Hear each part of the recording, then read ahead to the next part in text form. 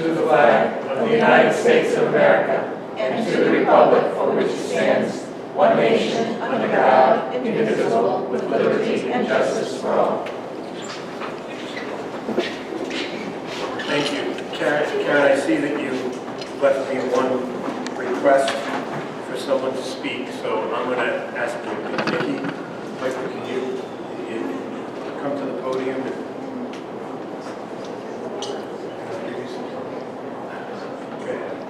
Hello, good evening. Happy New Year. Thank you very much. I'll be very quick. I just wanted to introduce myself again. Nikki Piper. I'm the chair of the Bristol Warren Education Foundation.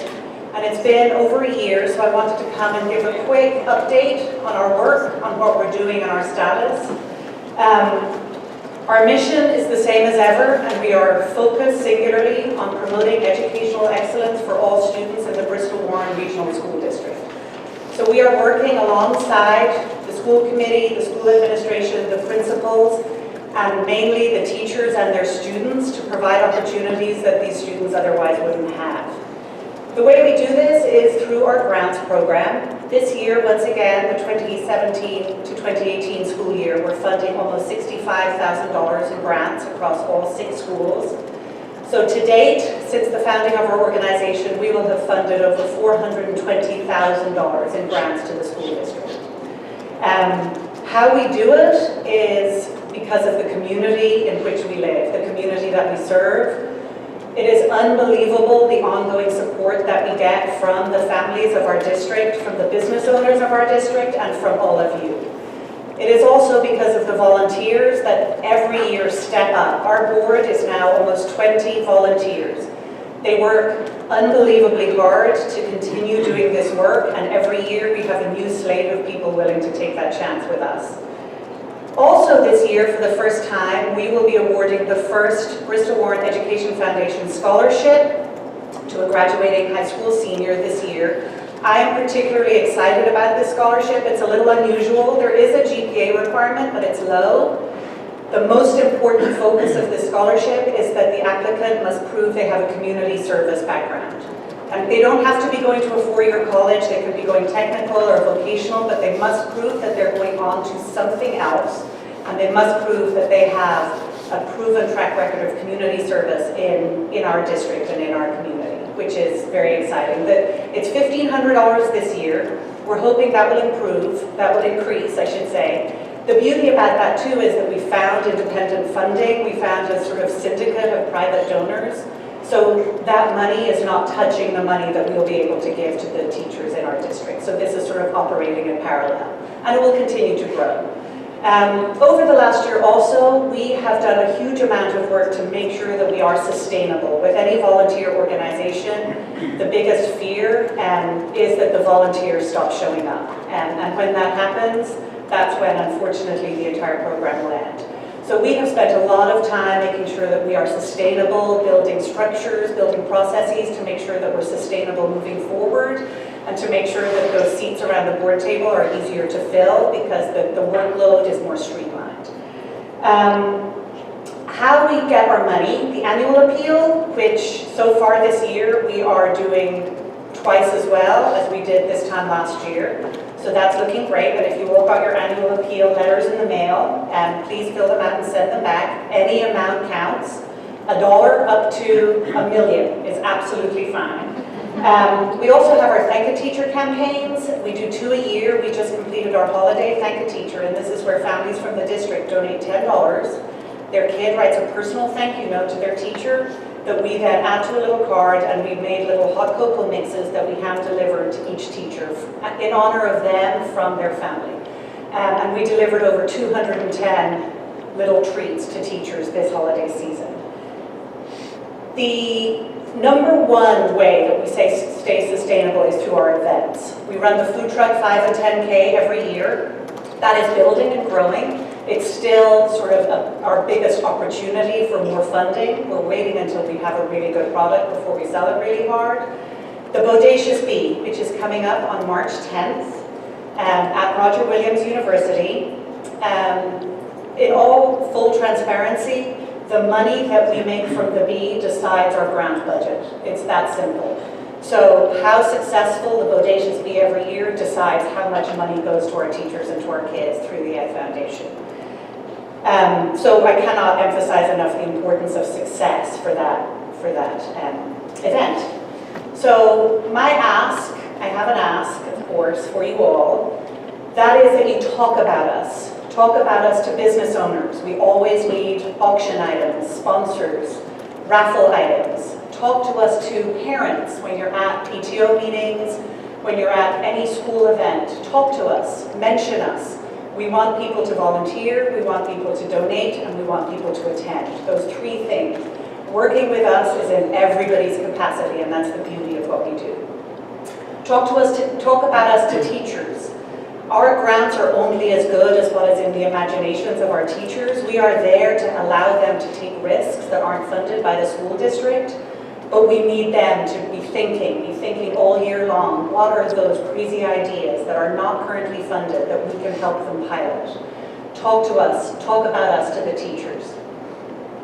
The big thing, also business owners. If any of you are business owners, or if you know business owners, again, talk to them. The big thing is that we need you all to attend. Please come to the Bodacious Bee. We are standing up saying that the school committee values the work that we do.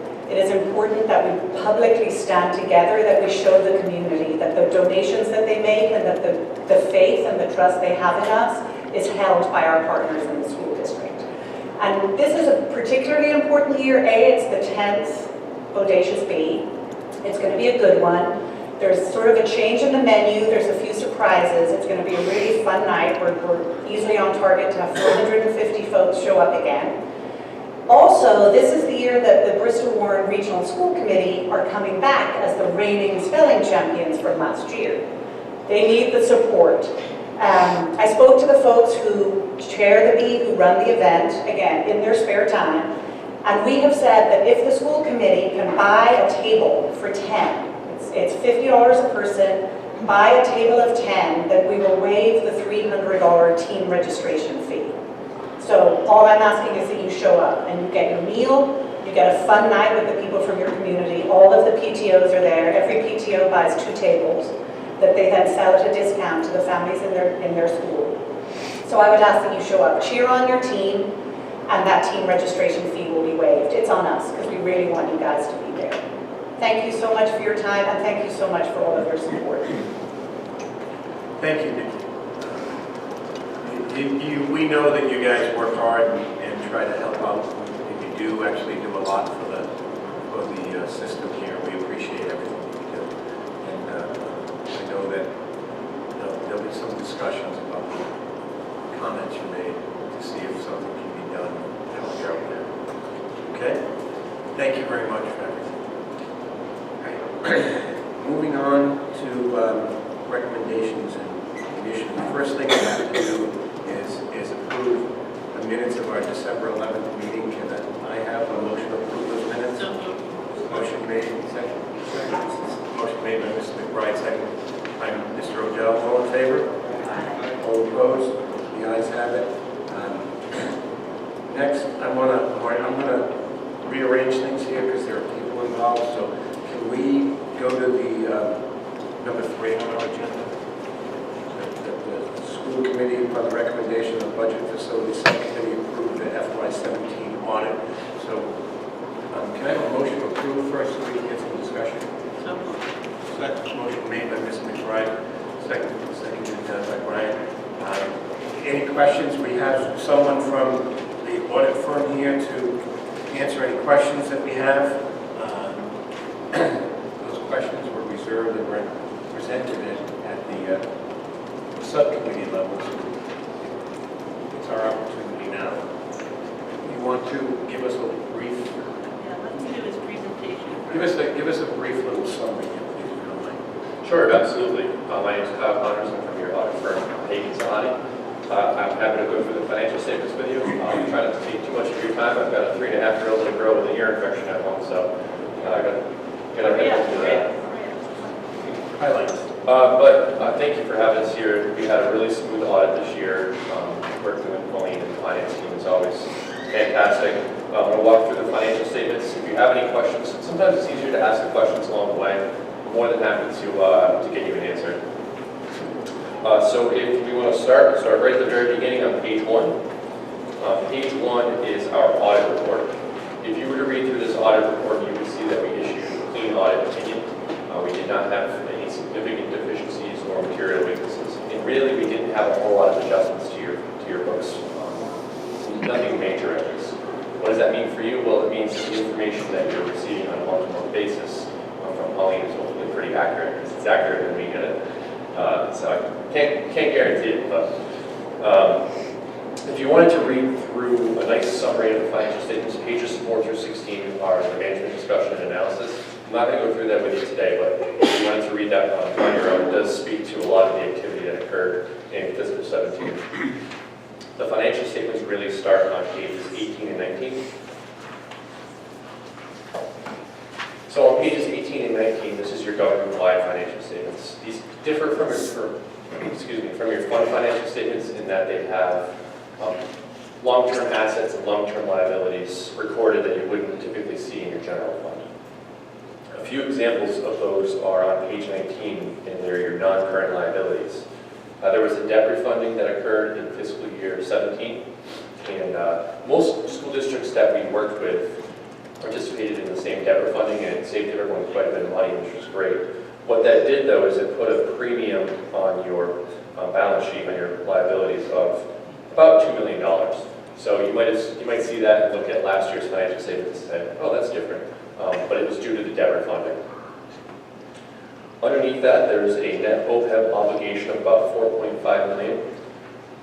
Next year, GASB statement number 75 is going to go into effect. Basically what that means is this net OPEB obligation, the $4.5 million, is going to be taken off the books.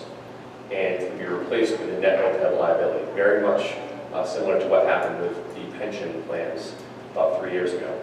And if we were to have implemented GASB statement 75 a year early this year, that number would jump up from 4.5 million to 18 million.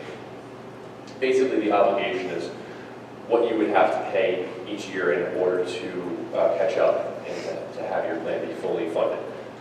Whereas the liability is going to be, if everyone retired who was eligible at that moment, what you could potentially pay out. Is it likely that you're going to pay out $18 million in a given moment? Not very likely.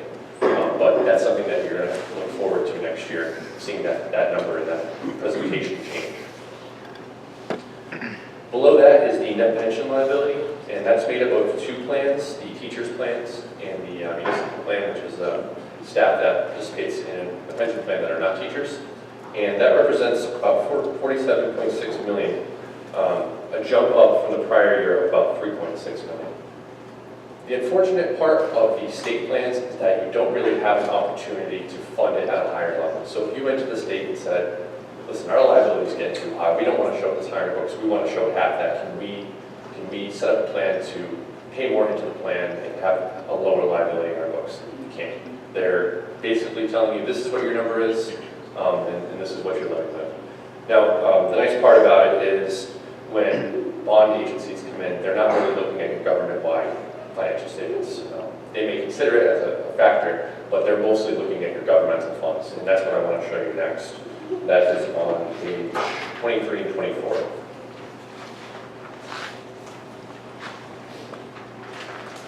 So pages 23 and 24, like I said, are your governmental funds. You have a relatively healthy fund balance in that it's about $7.6 million at June 30, 2017. Now, what a lot of people might think is that, okay, they've got $7.6 million of cash just hanging out in the bank with no real use. That's not necessarily true. So if you were to skip ahead a bit to page 45, you'd see on page 45 that we break out the $7.58 million that you're seeing in fund balance, and we break out what its intended use is moving forward. So none of it's really unassigned. The majority of that money has a future use. So if someone was to come in and look at your books and say, oh, we're going to cut our budget by $1 million because you have so much extra fund balance, well, there's already intended use of that money moving forward. So some of it's restricted for capital projects, about $3.3 million. Some of it is assigned to cover your retiree health insurance payments moving moving forward, about 1.6 million. So I just wanted to point that out, give you an idea of what your fund balance represents.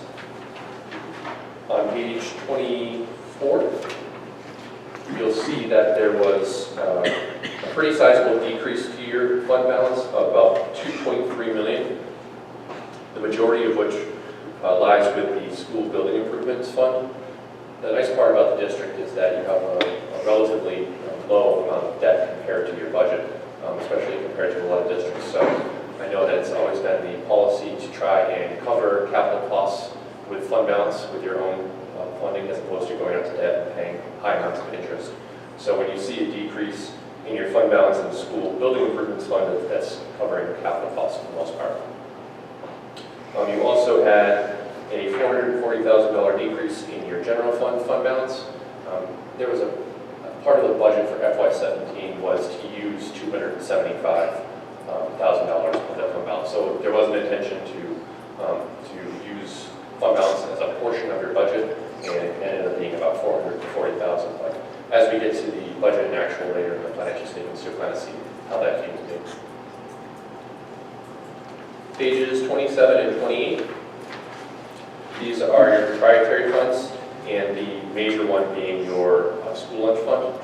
So nothing really changed significantly in your school lunch fund compared to the prior year. It did have a positive change in that position of about 150,000, just under 150,000. But for the most part, the activity was relatively similar to what you've seen in past years.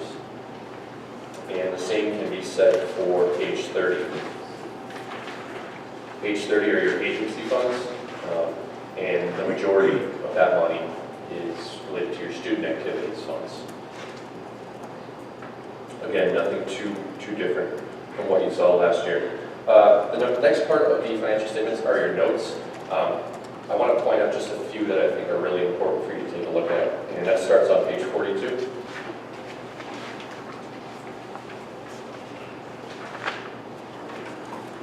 On page 42, this is a breakout of your governmental capital assets. No, I was going to ask Andy if you want to follow along. It's okay. Sorry. No problem. Page 42, right, this is your governmental capital assets. So we saw that you spent, about $3.4 million in expenditures out of your school improvement funds. This is kind of a good way to see where those capital assets are being picked up. If you had $3.4 million worth of expenditures out of your capital projects fund, but then you had, $1 million worth of additions to capital assets, there might be some questions. So that's kind of a representation of where those expenditures are going. On page 44, on the bottom, you're going to see that there was a pretty sizable increase to your outstanding debt of about $12.5 million. Again, this goes back to what we were talking about before. This is your refunding. So we refunded a considerable amount of your long-term debt. So at the end of last year, you had long-term debt of $19.76 million. And this year, end of fiscal 17, there was outstanding debt of $16.29 million. So pretty good sized decrease.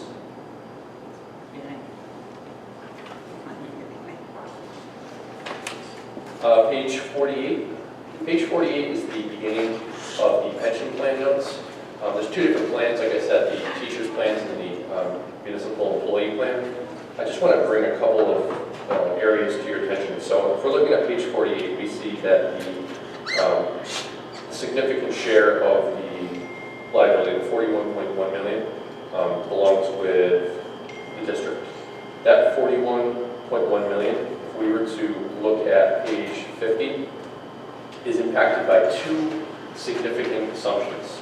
The first of which is your mortality rates that the state are using.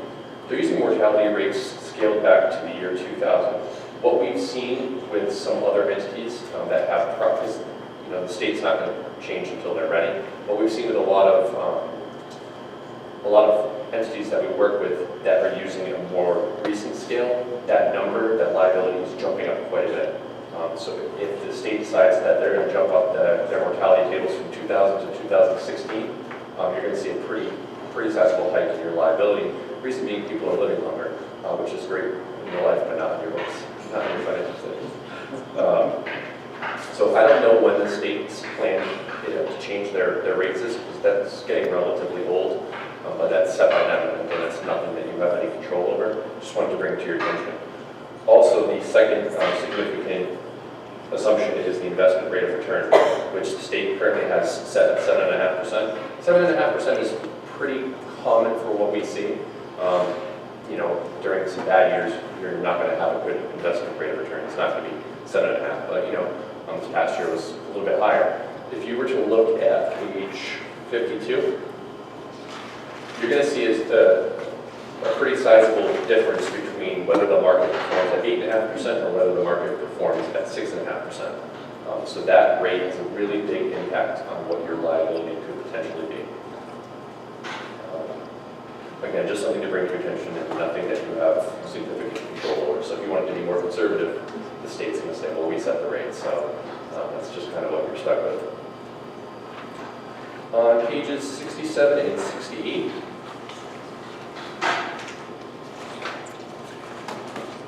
this is going to give you a little bit of information regarding your OPEB plan that I was talking about. And on page 67, you're going to see how we calculated your net OPEB obligation based on what your actuary decided was your annual contribution, and based on a few other factors, how we get to our 4.5 million. So if you wanted to see how that gets calculated, it's right there for you. Versus on page 68, if you were to look at the third bullet down, you'd see that the unfunded accrued liability, the full liability, is about 18 million, a little bit over 18 million. So again, that's the number you're going to see that next year, and that's the difference right there. On page 69, your subsequent events note, I'm going to read you something I'm sure you all already know, but we have to report on any information that occurs after year end between June 30, 17 and when we issue our report. So we included in here some language regarding the Rhode Island Supreme Court reaching a decision on a settlement of $1.4 million that needed to be paid by the town of Bristol to the district. So that's something that's going to be public knowledge because it's now going to be in the financial statements. Pages 71 and 72 are very important for you guys to take a look at. This is the budget in actual. Here you're going to see any significant differences between what you expected your revenues and expenditures to be and what they actually came in at. On the revenue side, there was more Medicaid claims, more reimbursable claims than were originally anticipated, and so you ended up with about $137,000 more in Medicaid revenue than budgeted. And also under the miscellaneous category of revenue, there was a favorable variance of about $157,000. This was made up of two things. This was a W.B. Mason rebate that you learned about after year end last year, and also a Rhode Island health and dental revenue that came in that was unanticipated. Sorry, excuse me. Yes. Are you saying that that's a $157,000 favorable variance, and that we spent less, because the way I read that was that we spent more on miscellaneous than... That's under your revenue, so you actually generated $157,000 more revenue than you anticipated that you would. All right, thank you. No problem.